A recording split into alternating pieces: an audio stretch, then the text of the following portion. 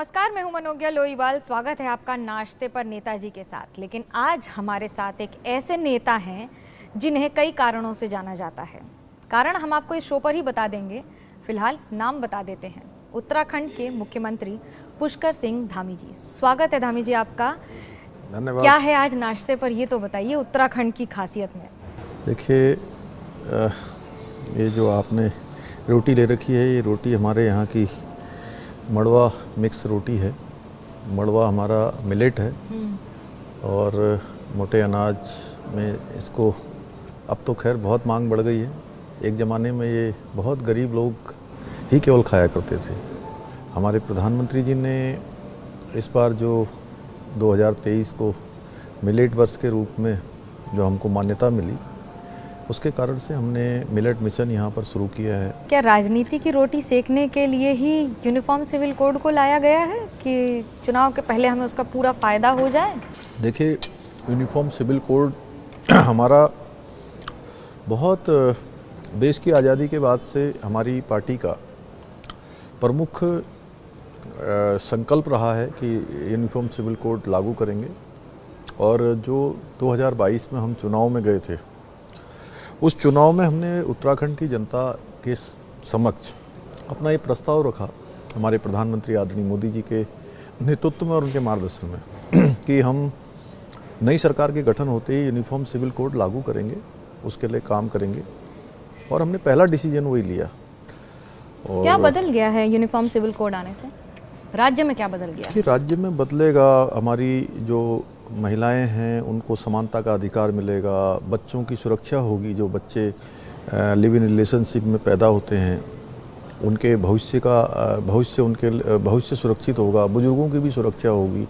क्या ये इसलिए नहीं लाया गया है कि एक धर्म विशेष को या मुसलमानों को परेशानी हो इससे, या फिर उनके खुद की जो फॉलोइंग है, रिलीजियस फॉलोइंग, उस पर आपत्ति उठाने के लिए कानूनी तौर पर?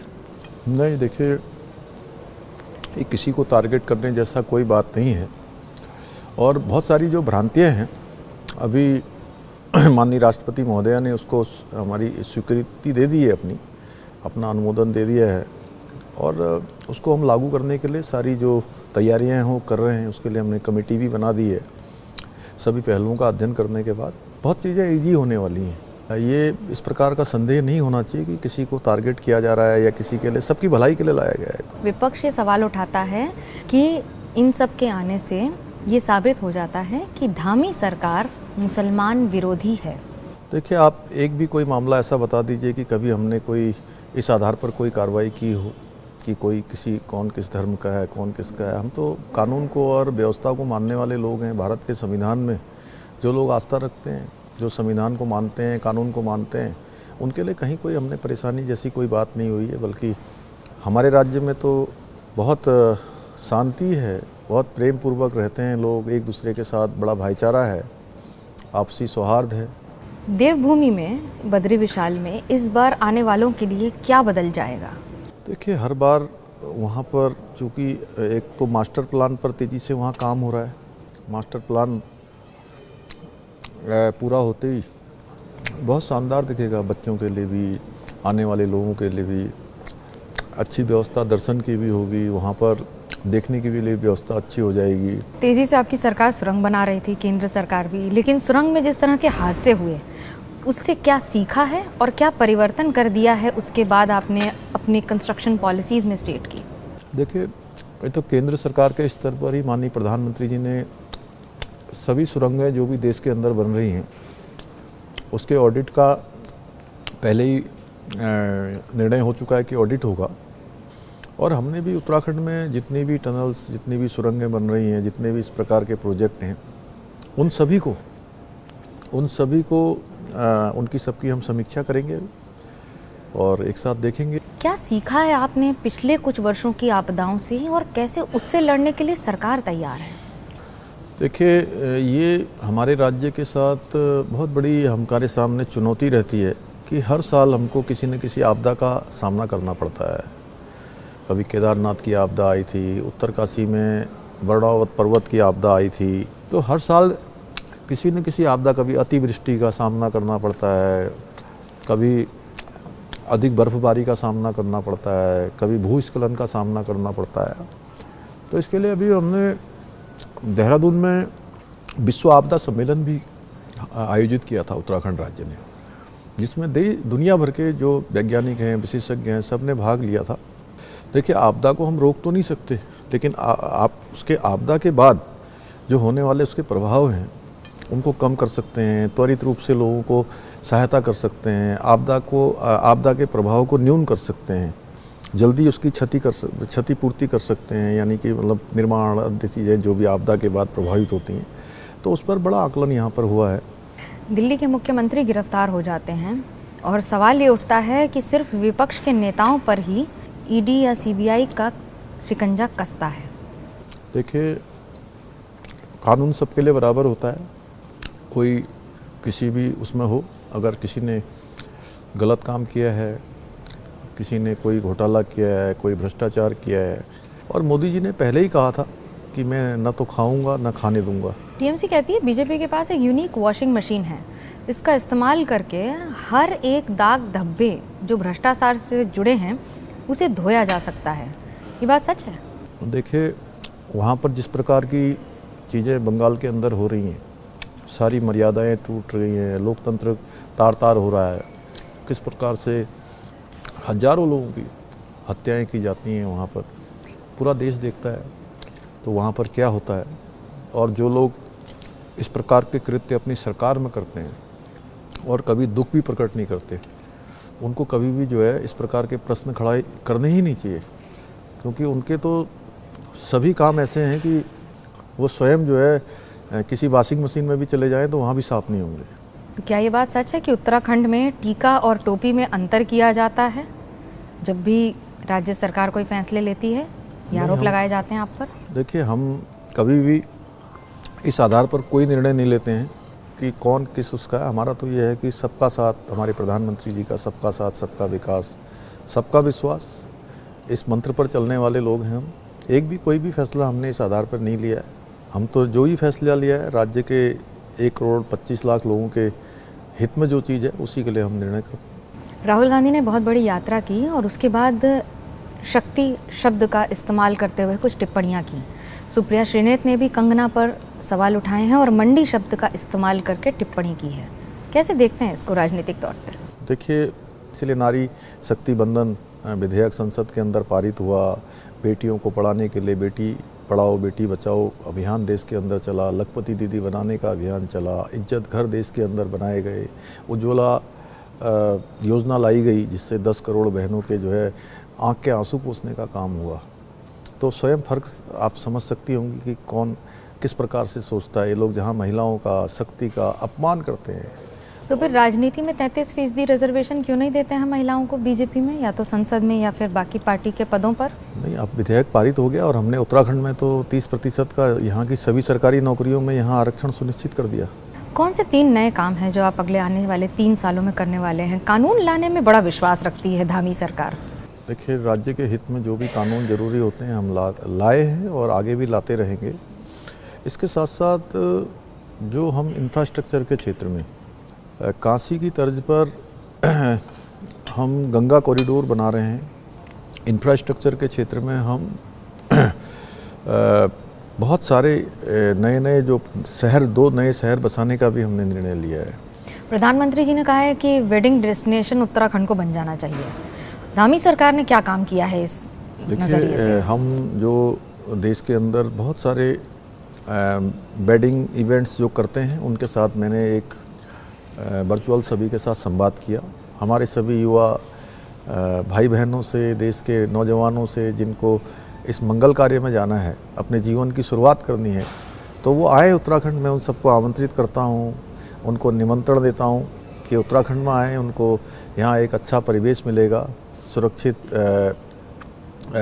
स्थान मिलेगा, साथ में प्रकृति का साथ मिलेगा। युवाओं के लिए भी काफ़ी आपकी सरकार कर रही है, उसमें क्या स्कीम्स हैं या फिर जिस तरह से ड्रग्स की बातें हो रही हैं उस पर कोई कार्रवाई कर रही है सरकार? देखिए, युवा नौजवान हमेशा से हमारी प्राथमिकता रहे हैं। हाल ही में विरोध प्रदर्शन हो रहे थे, इतने पत्थरबाजी हुई है, ये क्या सरकार की विफलता है युवाओं के प्रति? नहीं, उसके तत्काल बाद जो है हम नकल का अध्यादेश लेकर आए और उसके बाद लगभग पिछले 2 सालों में इतनी नियुक्तियां हुई हैं जो अगर 22 सालों से हम तुलना करेंगे तो उसके बराबर हैं। लैंड जिहाद का क्या आधार है? क्यों कर रही है धामी सरकार अपने ही राज्य में लैंड जिहाद? देखिए, ये सरकारी अतिक्रमण है। कहीं पर भी कोई मजार बना दी, कोई कुछ बना दिया, और सरकारी भूमि पर ऐसे हजारों की संख्या में, तो उसको हटाने का काम हुआ है। अतिक्रमण था और अतिक्रमण को कोई भी ठीक नहीं मानेगा। केवल जिहाद कहिए या भूमि को किसी तरह से जो है कब्जाने की बात कहिए, उसको हटाया है हमने। वो अतिक्रमण हटाने के चक्कर में लॉ एंड ऑर्डर, कानून व्यवस्था बिगड़ जाए तो भी ठीक है। कई बार ऐसे मामले आए हैं जब सरकार पर सवाल उठे हैं किसी भी इलाके में अतिक्रमण हटाने की कार्रवाई करने में। एक जगह पर हल्द्वानी में बनभूलपुरा क्षेत्र में ये घटना हुई थी। उन्होंने कानून को अपने हाथ में लेने का काम किया, कानून व्यवस्था को ख़राब करने का काम किया, आगजनी की, पथराव किया, महिला पुलिसकर्मियों के साथ जानलेवा हमला किया, प्रशासन के लोगों पर, पत्रकार भाइयों पर हुआ, और ये देवभूमि में कतई नहीं होना चाहिए। कानून ने अपना काम सख्ती से किया। एक एक उपद्रवी, एक एक आगजनी करने वाला, पथराव करने वाला जेल के अंदर है। और उसके बाद हम एक कानून भी लेकर आ गए, दंगा रोधी कानून, कि अब अगर दंगे में कोई भी संपत्ति का नुकसान होगा, सरकारी संपत्ति हो या निजी संपत्ति हो, उसकी पाई का जो हिसाब है उन्हीं दंगाइयों से किया जाएगा। ऐसा तो नहीं है कि दंगाई सिर्फ एक धर्म के होंगे तभी दंगाई होते हैं? नहीं, जो भी दंगाई होगा, दंगाई तो केवल दंगाई है, उसकी कोई धर्म या जाति से उसको नहीं जोड़ा जाना चाहिए। और हाँ, हम इस आधार पर कभी काम भी नहीं करते हैं। मजदूरों वाली घटना जब हुई थी, जब आपने सुरंग से मजदूरों के लिए लगातार कई घंटों तक, कई दिनों तक काम किया था, प्रधानमंत्री से आपकी कई बार बातचीत होती होगी। कोई एक एनेक्डोट जो आप शेयर करना चाहें, कोई एक ऐसी बातचीत जो आपने प्रधानमंत्री से की हो और कुछ यादगार रहा हो? देखिए, प्रधानमंत्री जी मेरे प्रेरणा स्रोत हैं, और मैंने उनसे कैसे काम किया जाता है सीखा। और वो कितने भी कोई भी देश के अंदर घटना हो रही हो, दुनिया के अंदर घटना हो रही हो, लेकिन अगर आप उनसे बात करेंगे, उनसे मिलेंगे, उनके पास जाएंगे, तो मैं ये कह सकता हूँ कि उनका सारा ध्यान आप पर हो जाता है। आपके साथ कोई ऐसा वाकया प्रधानमंत्री के साथ, कोई ऐसी बातचीत जो आपको ताउम्र याद रहेगी? नहीं, मैं जब पहली बार उनसे मिला था तो मुझे लगा कि मैं बहुत मायूस हो रहा था कि अब मैं उनके पास जा रहा हूँ, पता नहीं वो मुझसे कौन सी योजना के बारे में पूछेंगे, क्या सरकारी योजना है ये वो, और मुझे ज़्यादा पता भी नहीं था और इस प्रकार का मेरा अनुभव नहीं था। और जब मैं उनके सामने गया तो उनके पास बैठकर जब 3, 4, 5 मिनट ही हुआ होगा, और मैं एकदम सहज हो गया। वो सच बताऊं तो तत्वज्ञानी है, वो जान जाते हैं कि आपके मन में क्या चल रहा है और आप कैसे सहज होंगे। इससे ज़्यादा सहज करना आपने देखा होगा कि जब वो बच्चों से बात करते हैं तो बिल्कुल बच्चों के उसी मानसिक स्तर पर चले जाते हैं। युवाओं से बात करते हैं वहाँ जाते हैं, महिलाओं से जब संवाद करते हैं उसमें चले जाते हैं, खिलाड़ियों से जब बात करते हैं। तो मेरे साथ भी हुआ कि जिस प्रकार वो मेरे बारे में जो भी उनके उसी समय, चूँकि पहले तो मैं कभी मिला नहीं था, तो उनसे बात करते करते मुझे समझ में ही नहीं आया कि कभी घंटे से भी ज़्यादा समय हो गया। और मैं सच बताऊं तो मैं जो मेरे मन में एक बहुत संकोच था, वो संकोच पूरी तरह समाप्त हो गया। और मैं उनसे ऐसे बोलने लगा कि जैसे उनका विराट व्यक्तित्व है, वो माने बहुत मौका देते हैं, बहुत सहज कर देते हैं व्यक्ति को। धामी जी गुनगुनाते अच्छा हैं। ये सत्य घटना पर आधारित है? जी नहीं, मैं बहुत ज़्यादा तो नहीं, लेकिन मैं जब पढ़ता था तो मैंने उन दिनों कुछ 2-4 लाइनें लिखी थी। मैं आपको सुना सकता हूँ कि संघर्ष के इस दौर में भी है चल रहा है जीवन, संघर्ष के इस दौर में भी है चल रहा है जीवन, भाव के अभाव में चल रहा है जीवन। मित्र मिले साथी मिले, मित्र मिले साथी मिले, पर मैं न मिला मुझको, अब तेरा तुझको ही समर्पण करके रहूँगा, देख लेना पल पल में जल रहा है जीवन, पल पल में जल रहा है जीवन। भाव को अभाव में, भाव के अभाव में चल रहा है जीवन। देखिए संघर्ष के इस दौर में भी है चल रहा है जीवन। ये एक मुख्यमंत्री कह रहा है कि संघर्ष के दौर में भी जल रहा है जीवन और चल रहा है जीवन। ये मैं बहुत पहले मैंने कहा कि जब मैं पढ़ता था, मैं विद्यार्थी परिषद का कार्यकर्ता था, उस दौर में मैंने लिखा था। अब तो बदल गया है जीवन। नहीं, जीवन में हमेशा संघर्ष होता है और हम अपने आदरणीय प्रधानमंत्री जी से ये सीखते हैं कि किसी भी दिन काम करके ये नहीं सोचना है कि अब अगले दिन काम नहीं करना है, अगले दिन कुछ नया करना है। अब की बार 400 पार होगा?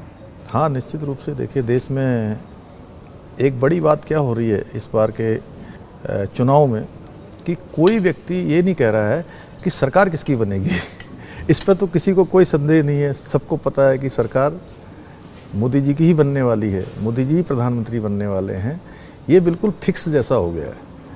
अब लोग ये मान चुका है, विपक्ष भी मान चुका है। देखिए, हमारे उत्तराखंड में कांग्रेस के बड़े नेता इस बात के लिए प्रयास नहीं कर रहे थे कि उनको कांग्रेस पार्टी का टिकट लेना है, इस बात का प्रयास कर रहे थे कि टिकट मुझे न मिले।